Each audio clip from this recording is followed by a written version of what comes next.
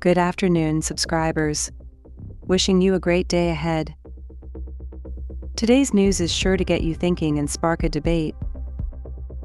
Insurtech unicorn Acko is expanding into the car repair and service industry. The company plans to open 100 service centers across India in the next 6 months. This move will allow Acko to better serve its customers by repairing cars damaged in accidents, using original parts and highly trained mechanics. Credit card challenger Slice is piloting a new personal loan product.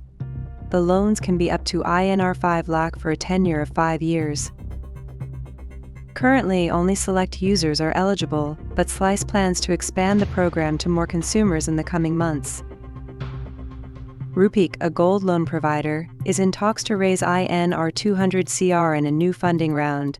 This round values Rupeek at $250 MN, a decline of 60% from its peak valuation.